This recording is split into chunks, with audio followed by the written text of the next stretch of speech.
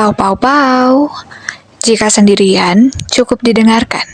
Jangan menoleh ke belakang. Dan selamat datang di Bisikan Tengah Malam. Halo Sobat Juara, kembali lagi bersama Kapten Ai dan Ray di sini. Masih di episode spesial tentang creepypasta. Kira-kira episode kali ini membahas tentang apa ya? Maka dari itu simak sampai tuntas dan ingat, jangan noleh ke belakang.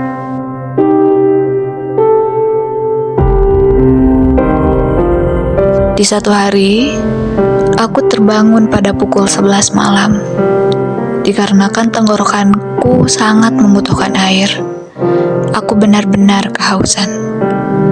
Untuk memuaskan keinginan tenggorokan, akhirnya kakiku berjalan ke arah dapur gelap ini. Belum lagi, jarak dapur dengan kamar terpaut jauh karena harus melewati lorong terlebih dahulu.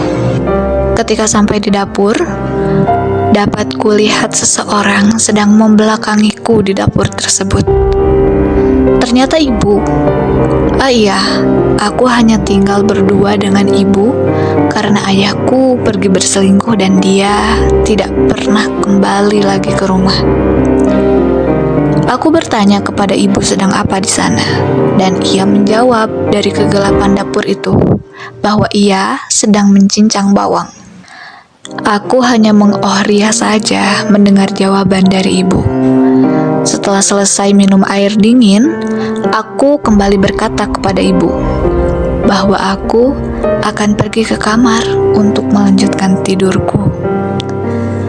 Namun, ketika berjalan di lorong, dapat kulihat ibu keluar dari kamarnya. Dan dia bertanya kepadaku habis dari mana.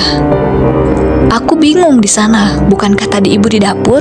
Dan ia berkata, tidak, karena dia baru saja bangun untuk mencuci baju. Tanpa berpikir panjang, aku buru-buru masuk ke kamarku dan langsung melompat ke atas kasur sembari menyelimuti tubuh dari kepala sampai kaki. Tak berselang lama, ponselku berdering, tanda ada yang menelpon. Tanpa tahu siapa yang menelpon, langsung saja ku angkat dan aku terdiam seketika ketika suara khas yang ku kenal berbicara dari seberang sana. Orang itu berkata seperti ini, "Nak, sepertinya ibu akan menginap di rumah nenek malam ini, karena bus di sini sudah tidak ada pada jam segini. Maafkan ibu ya, besok pagi ibu pasti pulang kok. Kalau kamu lapar, masih ada sisa makanan di kulkas yang bisa kamu hangatkan. Selamat malam sayang." Nah, menurut kalian, yang ada di dapur dan keluar dari kamar ibu itu siapa ya? Terima kasih Kapten Ai. Ceritanya nyisain rasa dingin yang gak hilang-hilang. Tapi kita belum selesai. Sekarang Rain bakal bawa kalian ke satu cerita lain. Tenang aja, masih sama seremnya. Bahkan mungkin lebih serem dari cerita Kapten Ai. Siap-siap ya. Desa di mana tempat aku tinggal sedang dilanda rumor maling. Malam hari menjadi sangat rawan karena pada saat jam segitulah biasanya maling beroperasi. Anehnya, maling tersebut selalu menjarah rumah yang saling berdekatan. Misalnya saja malam ini rumah nomor 1 kemalingan, dan besoknya rumah nomor 2 yang kemalingan. Begitupun seterusnya. Namun di sini aku bukan bercerita tentang aksi maling tersebut, tapi aku akan bercerita bagaimana peristiwa yang menimpaku dan teman-temanku yang saat itu mendapatkan tugas ronda malam untuk mengamankan desa dari teror maling tersebut. Namun sialnya, kami mendapatkan tugas ronda itu tepat pada malam Jumat Kliwon.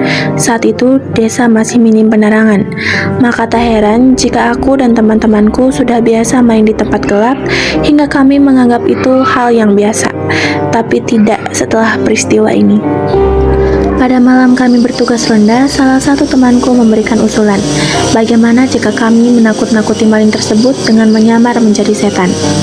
Kami pun menyetujuinya. Dengan bermodalkan spray putih dan tali rafia, Kami pun memilih setan pocong sebagai penyamarannya. Di desa kami kebetulan hanya punya dua akses jalan utama, yaitu jalan masuk dan jalan keluar desa. Aku dan teman-temanku sepakat bahwa tidak mungkin si maling tersebut menerobos dua jalan, karena tak mungkin ia berani masuk lewat jalan yang terbuka macam itu. Lalu kami putuskan untuk menunggu maling tersebut di area pesawahan. Hari Kamis, tepat malam Jumat Kliwon, aku dan teman-teman sedang berada di tempat yang gelap di antara tumbuhan padi. Jumlah kami saat itu adalah 7 orang, yang berarti angka ganjil. Nenekku sering bercerita, angka ganjil itu tabu. Konon biasanya angka ganjil tersebut akan berubah menjadi genap. Kalau tidak salah satunya ada yang hilang, maka akan ada sosok lain yang memenuhi angka ganjil tersebut.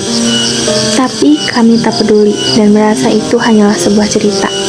Mengingat kami sudah sering sekali main dan berkumpul di tempat yang seram dengan jumlah ganjil, namun tak pernah terjadi apa-apa.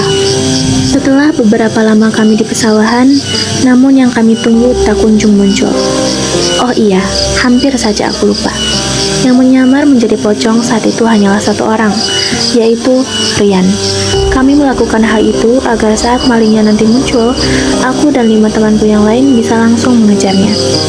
Berhubung kami keburu bosan karena tak ada orang mencurigakan yang muncul, kami pun akhirnya menyerah. Namun tepat di saat itu juga, Rian dengan dandanan pocongnya mendadak tergagap. Dia bilang kalau ia baru saja melihat sesuatu di atas langit. Kami terhenyak dan serentak mendongak ke arah yang ia tunjuk. Hingga aku sadar bahwa kini bulu kuduku merinding.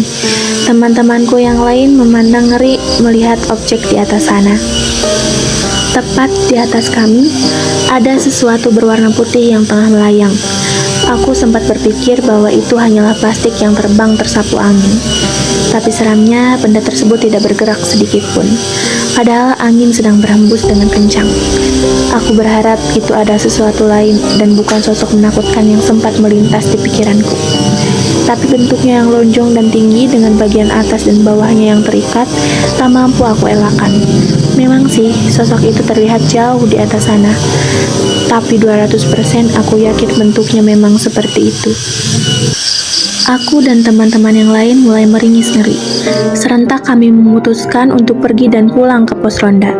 Tapi sialnya, benda di atas itu tiba-tiba saja mengarah pada kami dengan kecepatan yang tinggi. Aku dan yang lainnya terperangah karena sebentar lagi kami akan tertimpa benda tersebut. Benda menyeramkan itu jatuh tepat di atas kami berpijak. Entah sudah menubruk siapa, namun aku yakin betul kalau benda itu jatuh tepat di sampingku. Aku tak berani melihat dan tak tahu seperti apa wujud aslinya jika dilihat sedekat ini. Kami semua langsung panik, namun tubuhku tak mampu bergerak saking syoknya. Aku mendadak lumpuh dan tak bisa kemana-mana. Tapi untungnya salah satu temanku yang saat itu mampu bergerak langsung meraih tanganku membuat persendian tubuhku kembali normal. Aku pun akhirnya melakukan hal yang sama pada salah satu yang ada di dekatku untuk membantunya berdiri dan berlari. Aku terus berlari tanpa menoleh ke belakang hingga akhirnya aku dan yang lainnya sampai di pos ronda yang saat itu ada di tengah-tengah desa. Kami masa bodoh dengan apa yang terjadi barusan. Justru kami malah melakukan lelucon tentang kejadian tadi dengan saling bertukar imajinasi. Tadi itu apa ya? Gue gak lihat. Hahaha. Seperti itulah. Kira-kira. Kemudian kami mendadak bisu merasakan ada sesuatu yang janggal di pesona ini. Kata-kata lelucon kami barusan seperti hilang tertelan angin membuat kami diam berjamaah.